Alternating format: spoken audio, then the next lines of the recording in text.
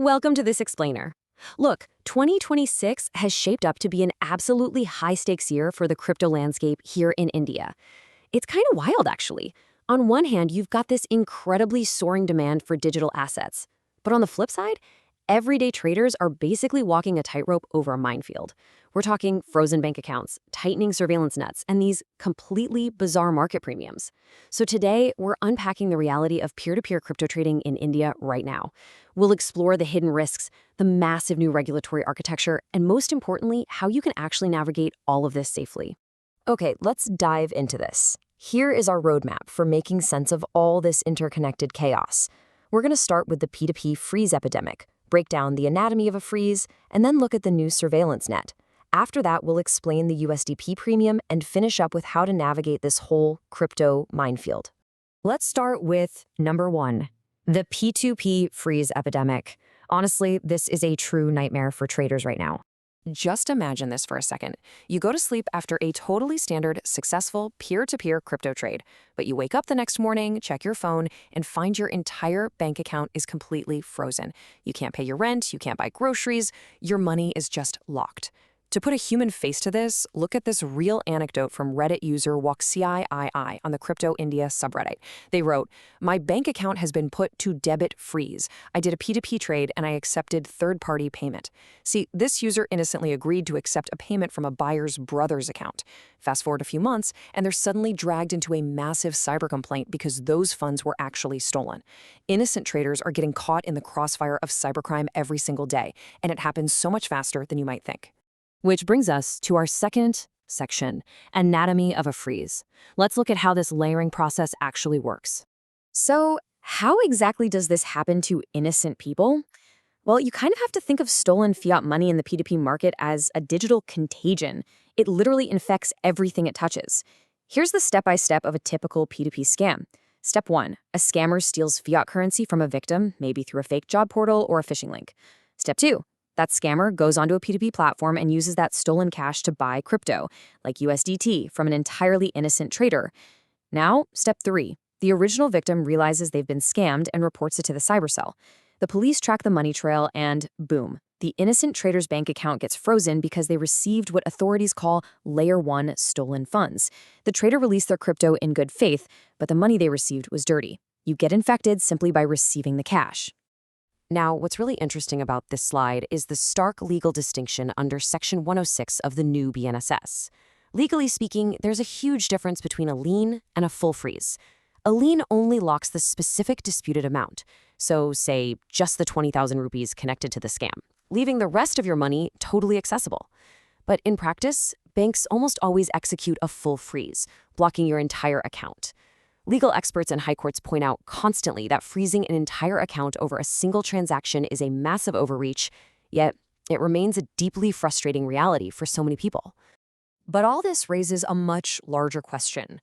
How on earth is the government monitoring these crypto trails on a macro level? We've talked about local cyber police, but there is actually a much bigger national tracking system being deployed right now. And that brings us to Section 3, the new surveillance net. They are aggressively closing the loopholes.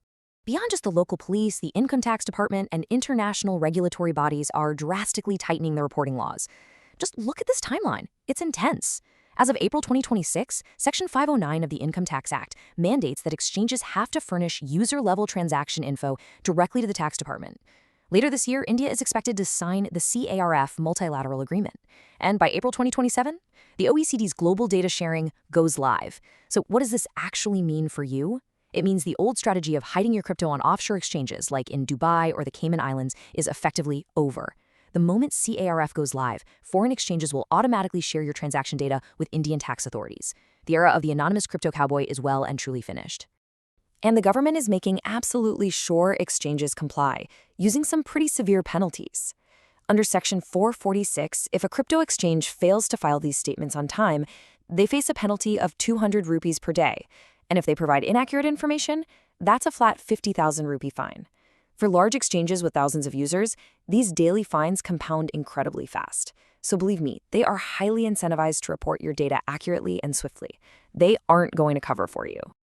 And of course, we can't forget the tax itself. Under Section 194S, a 1% tax deducted at source, or TDS, applies to the gross value of all P2P crypto transactions. This is absolutely crucial to understand. This tax is on the gross transaction value, not just your profits. Even if you sell your crypto at a loss, that 1% TDS still applies. And in a P2P deal, the buyer is the one legally responsible for deducting it. So if you step back and look at all this, the constant threat of having your bank account frozen, these super stringent new reporting nuts, a 1% TDS on every single trade, you really have to ask, why are people still trading? Why put up with all this friction? Well, this intense regulatory pressure has actually created a massive market anomaly. Welcome to Section 4, the USDT Premium. Let's talk about the crazy demand for digital USD. Notice this massive threshold right here, over 100 rupees. That is the price that USDT, Tether, a stablecoin that's supposed to just track the regular US dollar, has crossed on Indian P2P platforms. It has become this massive psychological and financial threshold in the community. And it is genuinely amazing to see the sheer disconnect this creates in the market. While the official traditional market rate for $1 hovers somewhere between 84 to 86 rupees, the Indian digital rate for USDT has skyrocketed to anywhere from 95 to over 100 rupees. We call this stark contrast the India Premium. Buyers are regularly paying 5 to 12% above global market rates, literally just to get their hands on crypto liquidity. So why does this premium even exist? It really just comes down to a severe imbalance between sky-high demand and an artificially limited supply. First, there's massive demand for what people treat as a digital USD to hedge against rupee volatility. Normally, in any other market, arbitrage traders would swoop in, buy cheap globally, sell high locally, and fix the price gap. But strict FEMA capital controls basically block that cross-border movement.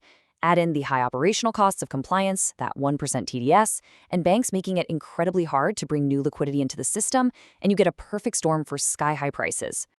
When we look at how this actually impacts trading behavior on platforms like WazirX, the shift is undeniable. Back between 2018 and 2021, day trading made up about 30% of their total volume.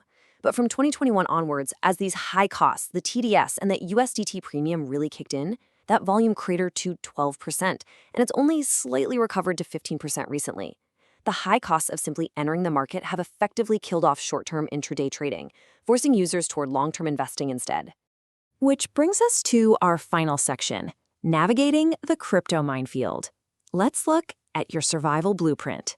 If you're going to survive this high-risk environment, you have to follow the strict checklists the community has developed to avoid getting slagged by bank AI or accidentally accepting dirty money. Rule number 1, only trade with highly established merchants. You're looking for a 98% completion rate and over 500 trades, no exceptions. Second, and this is absolutely vital, before you release your crypto, ensure the sender's name on your actual bank statement exactly matches their verified name on the exchange. 0 third-party payments, ever. Third, keep the bank transfer remarks entirely blank. If you type crypto or Binance, banking AI will trigger a flag immediately. And finally, use a dedicated, completely separate bank account just for P2P trading so your primary life savings are never at risk. So, the crucial takeaway here is that even if you do everything perfectly right and your account still gets unlawfully frozen, you are not powerless. You have clear statutory rights. Traders can and do seek relief by filing an application under Section 503 of the BNSS with the Magistrate Court. Or, if the freeze is just a blatant overreach, you can file a writ petition in the High Court under Article 226 to reclaim your funds. By the way, if you need more detail on how to handle these freezes or navigate this system legally, you can contact Shailesh Utekar. His number is +91 98192 97145. He's a great resource for this specific issue. Which leaves us looking toward the future. As the 2027 global CARV surveillance go live and completely closes that offshore loop, will the sheer weight of all this regulation finally break the massive India Premium? Or will the tightening supply and unstoppable demand just make this P2P minefield even more explosive? It is a fascinating tension to watch, and understanding these mechanics is absolutely your best defense. Thanks for joining me on this explainer. Stay safe out there and keep learning.